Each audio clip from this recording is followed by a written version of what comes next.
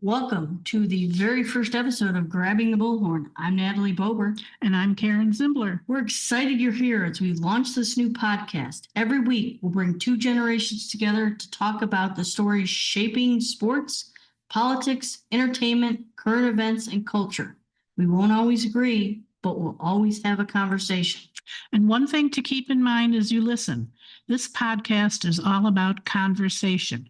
We're sharing our own opinions and perspectives based on our life experiences. We're not claiming to have all the answers, and we don't expect everyone to agree with us. In fact, that's the whole point. We hope our conversations get you thinking, sparking discussions with your own family and friends, and maybe even help you see an issue from a different point of view. And since this is our very first episode, we thought we'd start with something that's close to home for both of us, the Chicago Cubs. As a lifelong Cubs fan, I've seen the highs, the lows, and everything in between. Right now, there are a lot of questions surrounding this team. Today, we're asking if the playoffs started today, where would the Cubs be? Why has this team been so inconsistent? Who's responsible for where they are right now? Can they still make a run at the NLC? And will the Cubs ever see another World Series? So whether you're a lifelong Cubs fan, a casual baseball fan, or you just enjoy a good debate, we're glad you're here. And before we get started, if you enjoyed today's conversation, don't forget to like, follow, subscribe, leave us a review wherever you're getting your podcasts or wherever you're listening.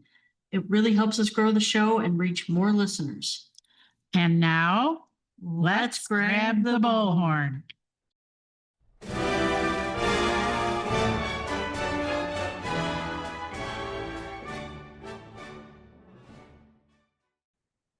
Welcome to episode 1 of Grabbing the Bullhorn. Today we're talking about something near and dear to Karen's heart and something that's driving Cubs fans crazy right now. The Chicago Cubs. 1 month ago, they looked like one of the best teams in baseball.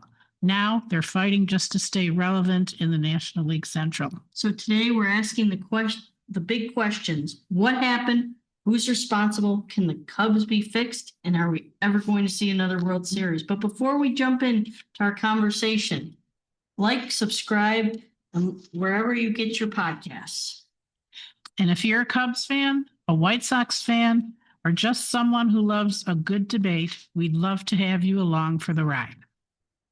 So Karen, on a scale of 1 to 10, how worried are you about this Cubs team? Right now, I would say a 6 out of 10.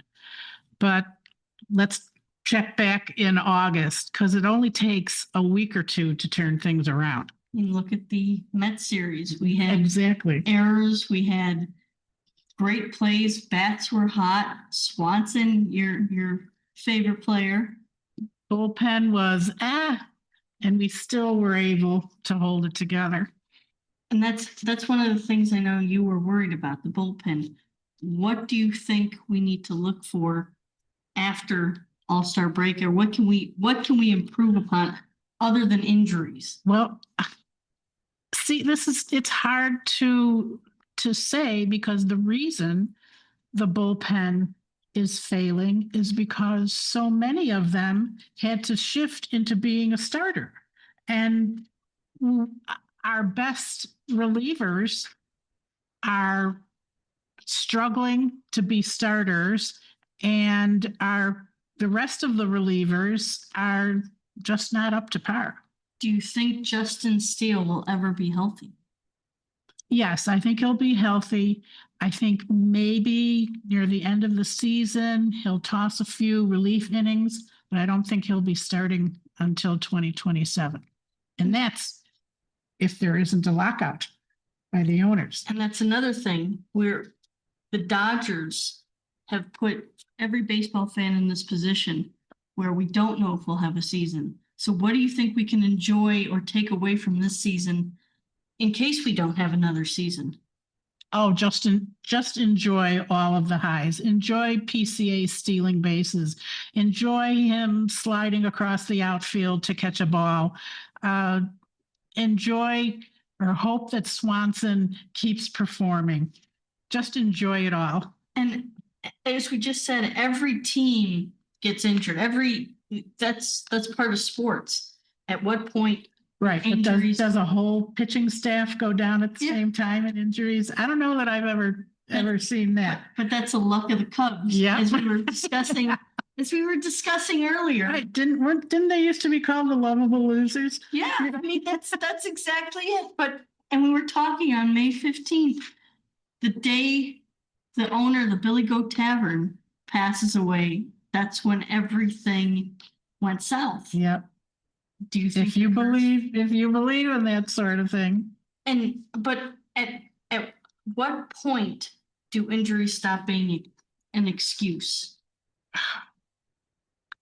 And it's hard to say, because how can you expect less than superstar players to step up and be superstars?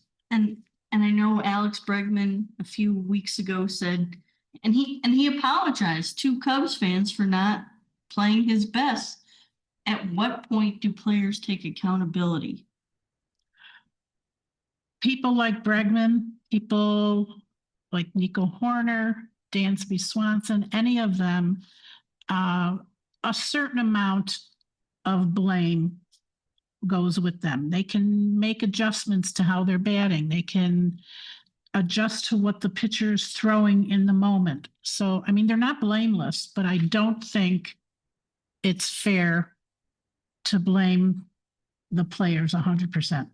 And compared to the Cubs, what can we take away from the Dodgers? I mean, they have, yes, a healthy bullpen, and they have bats. They've got a healthy everything, and they've paid to have a healthy everything. And I mean, their players are just the best. They're firing on all cylinders at the same time. And I think that's why we're going to be in this position next year, where if the Cubs and MLB doesn't come back, it will be because of the Dodgers overspending, the CBA, Yeah.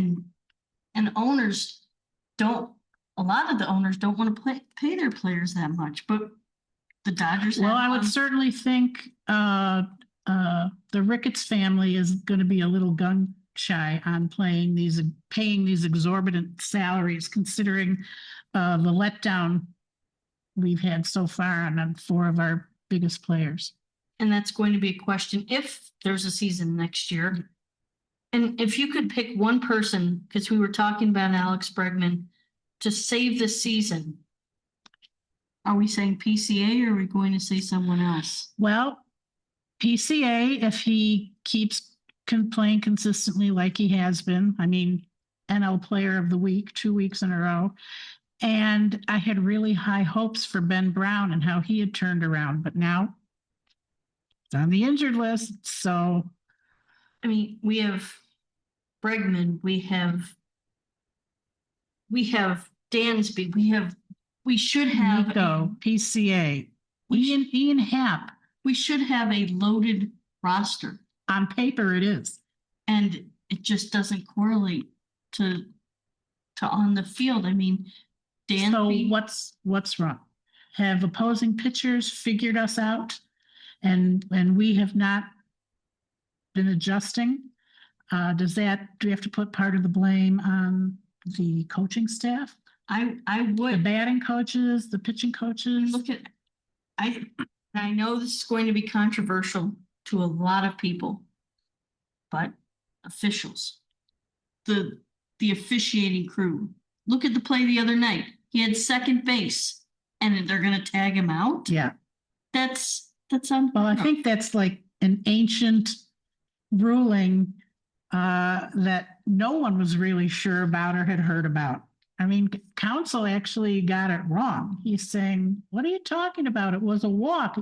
Then if you go back and read the rule book, I guess you can. The umpires, the officials had it right, but even who is it, Simeon on the Mets, second baseman or shortstop, he was even shaking his head with that ruling. The officials have been pretty controversial this season. And we've seen a lot of questionable outs. We've seen a lot of questionable calls. Do you think that's it's going to be, especially with the challenge. I mean, the challenge, that's driving me nuts. Yeah, I'm not a fan of the challenge. It changes the whole atmosphere of the game. I mean, why have umpires? Are we going to have robots calling the games? Is that where all this is leading to? That could, I mean, with accuracy, maybe. I mean, everything's switching to AI, which is crazy, but you need live people. I mean, I don't remember going back there ever being challenges ever being allowed. I mean, the manager came out and barked a few complaints to the umpire and he was thrown out of the game. That's why you have umpires, to call the balls and the strikes. No pun intended. And to make the calls on the bases. Do you think the clubhouse has the answer? Do you think council has the answers on what he needs to do better following All-Star break? Well, it appears he has a lack of energy and fire. We don't see him get mad. A couple of times he was thrown out, but I've never seen him really get mad. I mean, let's go out there and have someone kick some dirt on home plate when they disagree with an umpire's call. I mean, I could be 100% wrong. Maybe in the clubhouse they are full of fire and brimstone, but it's not showing. I mean, think about Dusty Baker. Yeah. Do you think I have not seen a manager in the dugout this calm, especially if they're losing. Yeah.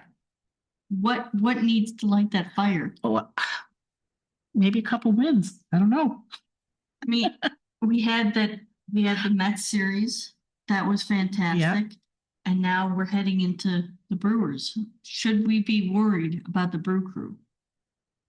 Tonight will tell how we play. And hopefully we don't let off the gas. Right. We can put up a fight.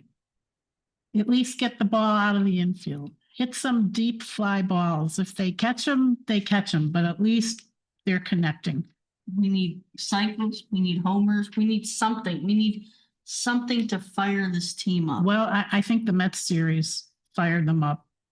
And let's hope that momentum can carry. But is the Mets series enough? The Mets were terrible. Well, yeah, they're not one of the better teams this year.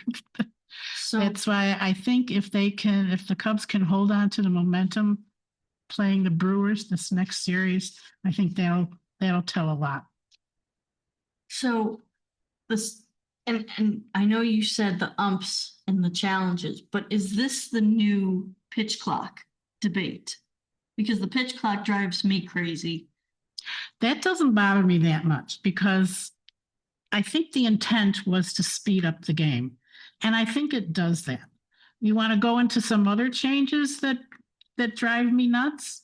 The ghost runner on second base when the game goes into extra innings. That's ridiculous. Was that also supposed to speed up the game?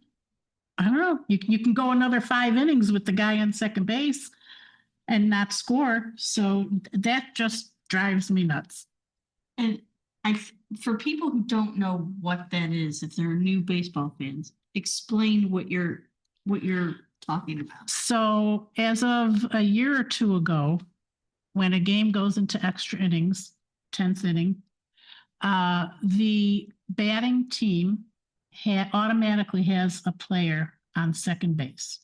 The theory being they'll score faster and the game will end faster. But like I said, you can go another 9 innings and nobody can score.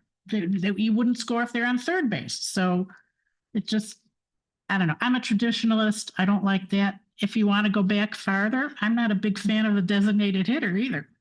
See, I don't mind the designated hitter. I think that totally changed the face of the game. But we would not have had Kyle Schwarber.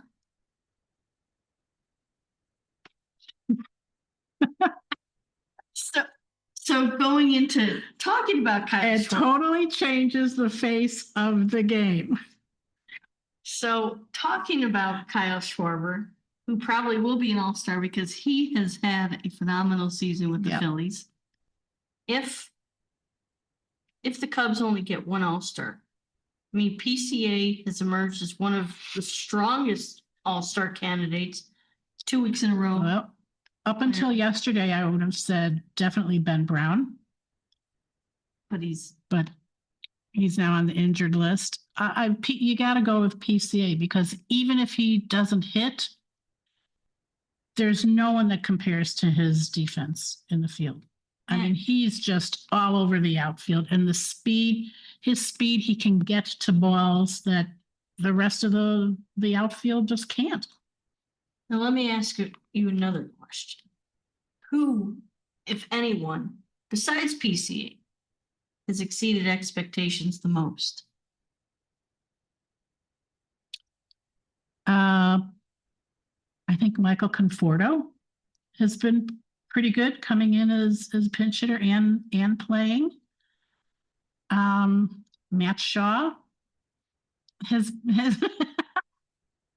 I won't say anything back. that could be a whole discussion when we talk about politics. Now, who do you think? I like Bush. Yes, Bush has exceeded Bush at first base. I think his defense has pleasantly surprised everyone. Now, the one person who has surprised me, not in a good way, is Swanson. What happened? He had a terrific season last year, and now nothing. I don't know. I'm not a batting coach. Does he need glasses? Is he not seeing the ball? Are his mechanics off? I mean, these are all things that a batting coach should be able to handle and tell him. I mean, they're all sitting on their iPads, while they're in the dugout. That's another thing that drives me crazy. Can he not see, or does he see how he's not swinging the way he did last year? Now is he so frustrated that he's just reaching for everything in hopes? I mean, yeah. Of making contact? This series, he has been phenomenal. I don't know what's changed. Maybe the atmosphere, maybe he's. This is the best he's ever played these past 4 games.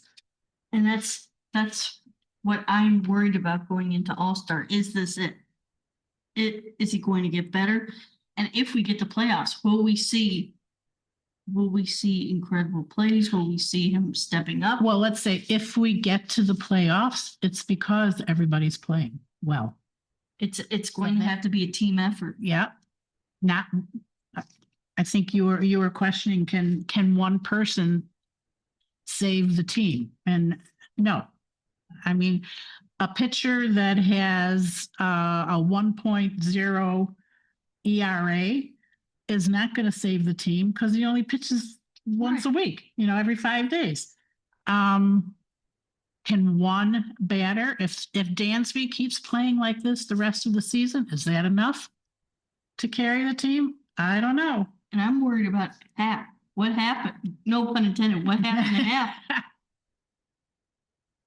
I don't know. It's just baffling how everyone, usually one player's in a slump, the others step up, 1 or 2 players. But to have the whole team slump at the same time, and as I told you before, is it the GOAT? Yeah. When does... the curse was resurrected when Sam Cianis died. That's, as a diehard Cubs fan, you have to have that in the back of your mind, though. Yeah, I don't believe in that stuff. And that's going into our next segment. I mean, who do we blame? And the trade deadline's coming up. We just had we just acquired our first player from the Mets. That's interesting. He walks right over to the Cubs clubhouse now. Tuesday he was in the Mets clubhouse, and Wednesday he was in the Cubs clubhouse.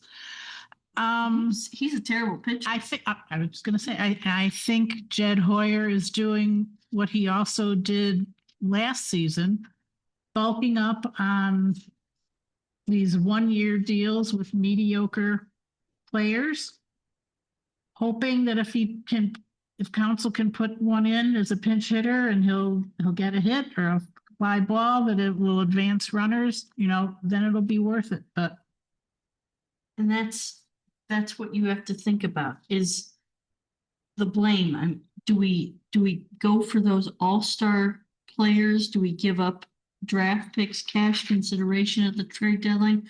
Who do we want at the trade deadline? it's a good question. Do we want to buy or do we want to sell?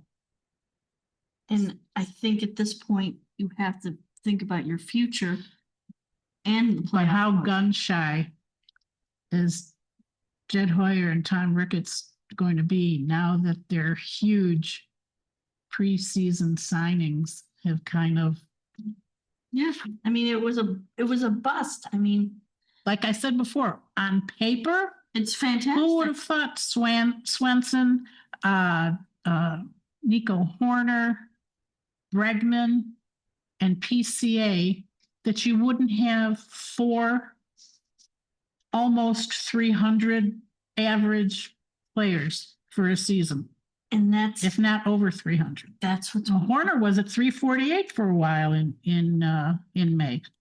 And that's what worries me because we saw the highlight of the season. I mean, opening day was terrible. They got crushed on opening day. Right. But then we managed 10-game win streak. We had A couple of losses and then another 10-game win streak. Then the bottom falls out. I think the other teams did their homework. They figured out how to pitch to us, and our guys have not adjusted. if this season, as we just talked about, if this season ends badly, who should be in the hot seat? Who should be in the hot seats? And what do we get a new GM? And I don't get me wrong, Jed Hoyer, he was the reason why we won in 2016. He was one of the puzzle pieces. And look what he signed this year. Carson Kelly is a plus. Maybe Carson Kelly was last year. End of last year, Bush. Matt Shaw, I know, is a sore spot with you. And getting Horner, PCA, and Bregman, 3 out of the 4 top guys signed. I mean, you could do no wrong at the beginning of the season And we all thought with our expectations. Horner was going to go to San Francisco. And for Jed Hoyer to pull that off, Yeah, he put his money where his mouth is. and that was a shock in the offseason. That was almost like Fowler coming back. Yeah. What characteristics do we see on this team that resembles 2016? I think individually when you talk to them, we can do it. They have confidence in themselves. We can do it. I don't know. Is there a clubhouse leader? We wouldn't know. And there's no Rossi Uh, and there's no Rizzo. Yeah. And Rossi was the fire. So was Hayward. mhm. They were the fire. Hayward's speech during the rain delay.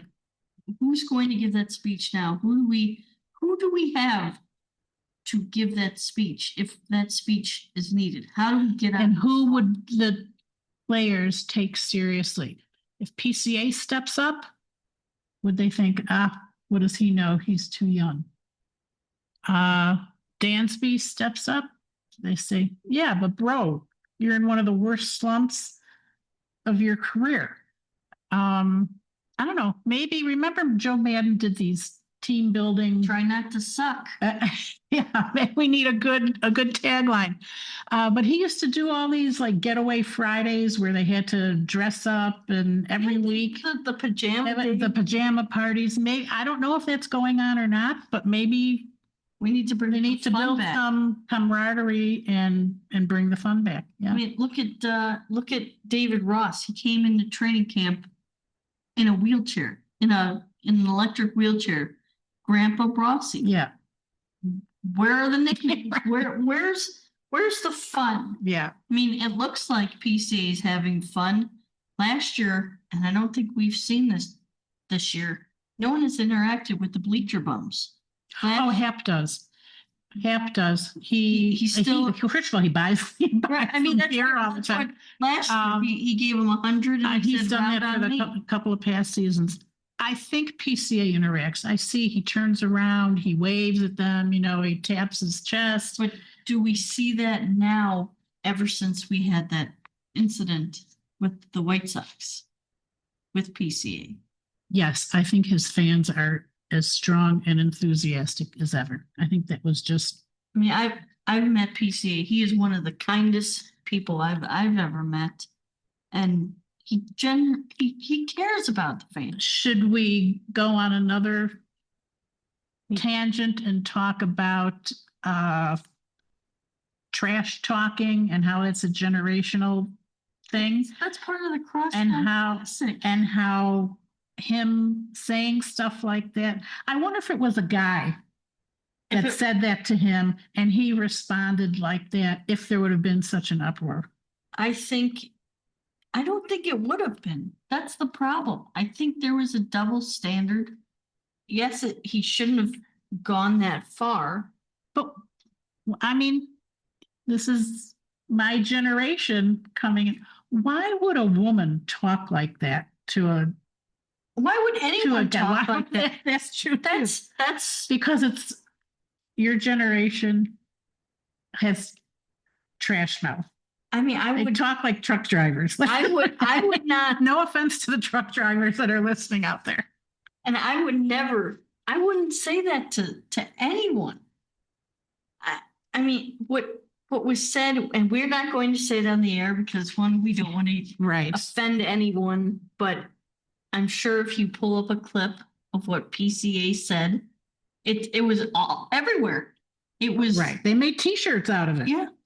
But what he said is no different than what any other guy his age would say under any circumstances where a response like that would happen. And I get it. He respects his fans, and I get that. I understand that. I mean, I looked at it. What is he, 24? Yeah, He's a young kid. He's still, maybe he's a bit of a hothead.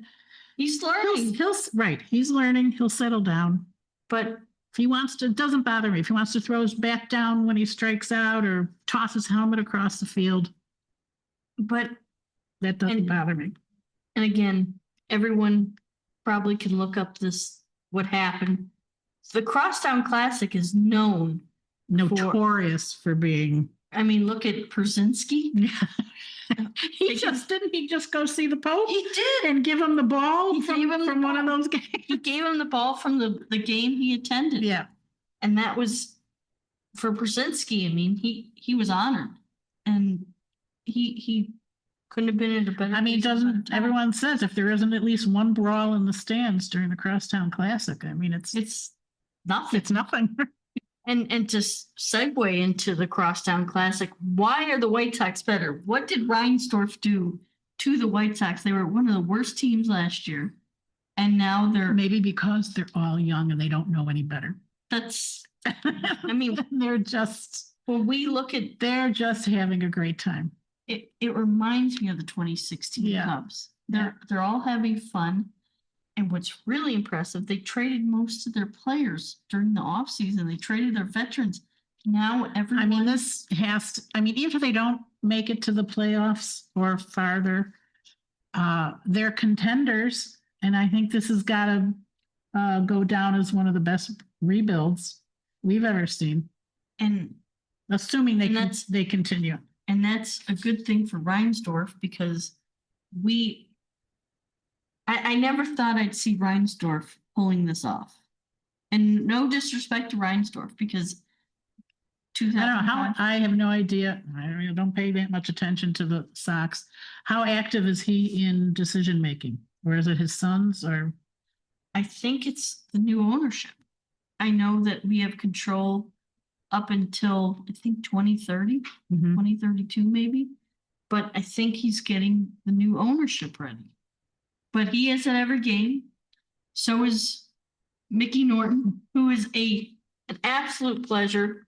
I've had the opportunity of meeting Mickey, and I'm lucky to call her a good friend. She just wrote a book, which is even more interesting. But if you were starting from scratch, which organization would you rather run right now? The Cubs, the White Sox. I can't be objective. Emotionally, I will always stick with the Cubs, but the way the Sox are performing, yeah, why wouldn't anybody want in on that? I think I would have to agree. I mean, this team is young. This team, they're having fun. I don't know what's going. I mean, they have a coach who's fairly young. So I would go with youth at this point. Yeah, maybe, yeah. Because you see the Dodgers, they're all veterans. But Freddie Freeman has got to be the Probably the oldest. yeah, or close to it. And that's another great Cubs memory. Rizzo Frederick. and Rizzo striking him out. Yeah. Granted, That's why I love Freddie Freeman. I think he's just a good sport, and I think he has a fantastic reputation in the league for just being a all around good guy. and I think when you look at the Dodgers, and there was a story about the Dodgers. A gentleman wanted his, I don't know if you saw this, a gentleman wanted his season tickets printed. They wouldn't print his season tickets. And they wanted him to use the app. He didn't have a cell phone. But Oh, well, hello. I mean, I have a cell phone, but I don't know how good I am with technology. but you see how these people, he said he's been a Dodgers fan from, I think it was 72. I can't remember the exact date, but that's what Cubs fans, I mean, they're ride or die fans. You have these people who've seen, I mean, Pat Hughes, Harry Carey, all Jack Brickhouse, Jake Brickhouse. I mean, Vince Lloyd, Lou Boudreau. Do you even know who they are? I've heard of that. And I've definitely heard of Harry Carey. And I've been lucky enough to meet Pat Hughes at the Cubs convention. That's another thing. You see, most of these teams don't have conventions. The Cubs and the White Sox, the Blackhawks used to, but the Cubs brought the Cubs convention back. Yeah. The White Sox aren't there yet. I don't think it's as big of a deal, big of an experience as the Cubs yet, but they're getting there. I was especially after this year.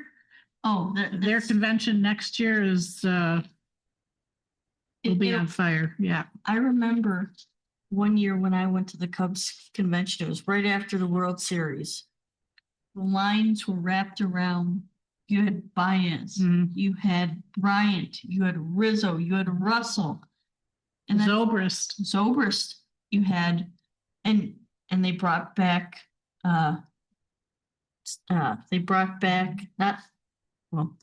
Dexter Fowler. They had Rossi. They had Zambrano. That's a name, you know. All right. I don't know if we have time, but real touch on this quickly about bringing back old players. What do you think about Sosa? Well, I don't like. I have very strong feelings about Sosa. I mean, when I was little, everyone, basically, he was the hero. He was the hometown hero. But he cheated, and Pete Rose cheated. Well, he didn't cheat, but he broke the rules. I am not. I did not like what Barry Bonds did. I did not like what Sosa did. Mark McGuire, Every Hall of Fame. Alex name, Rodriguez. I'm. you They know, don't, I don't care what you say. A lot of people are going soft and saying No, they Pete Rose should be in the Hall of No, Fame. absolutely not. Broke the rules. You broke the rules. You need to, if you can't. You stand live by the kitchen- sword, you die by the sword. Exactly. And Sosa with his cheating, I mean, every one of those players, and I get they want to welcome him back because he was the face of the Cubs at one point. But you can't. People love him. So I don't know. I think he's been used pretty limited. I haven't seen him a lot. I saw him a couple times and I think he was at the Cubs convention.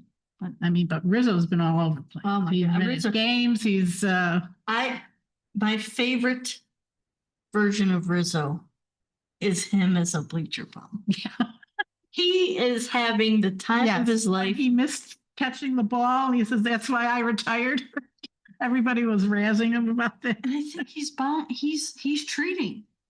Could be. I think he's treating. Well, But before we go, will the Cubs make the playoffs? I think they have a really good chance. I think they will. Farther than that, I don't know. Do you think they'll win the NL Central? I hope. Do you think we will ever get a consistent bullpen? Oh, yes, I do. I do. Once this dark cloud of injury lifts, I think we will have a good pitching staff. Do you think we will see Craig Counsell behind the bench next season? Being cynical, yes, because the owners have invested so much money in him. They don't want to lose all that money. Most importantly, will PCA be the next Rizzo? He could be. He absolutely could be. He is a lovable loser. Yes, if he's nice to the fans and has good encounters outside of the park and signs autographs and makes his appearances, absolutely. And before we go, if you could grab the bullhorn and tell Cubs fans one thing right now, what would it be? Oh, just calm down. Calm down. I mean, people your age don't know what it is to go through season after season of the Cubs. We had, I mean, to this day, I hate the Mets because of 1969. The 70s, black, there was nothing, they didn't do anything. The 80s, there was a spark with Mark Pryor and great pitching. And then we had, the Bartman incident that just totally changed everything. 90s, nothing. And then the 2000s. And that's, So hang in there. Enjoy the ride. Have fun. Have fun. Don't be a fair weather fan. Yeah, I don't like those. And the only other thing I will add to that, there's always next season. Well, I've been saying that for I don't know how many years. Well, thank you for joining us on this very first episode of Grabbing the Bullhorn. Like, subscribe, follow us, and if there's anything else you'd like to see, let us know in the comments. We take suggestions, we listen, we want this to be Yeah, beneficial. and let us know what you think.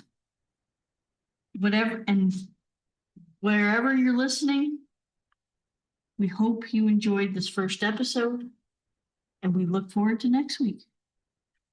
Thanks for listening, Have a wonderful week. and let's grab the bullhorn.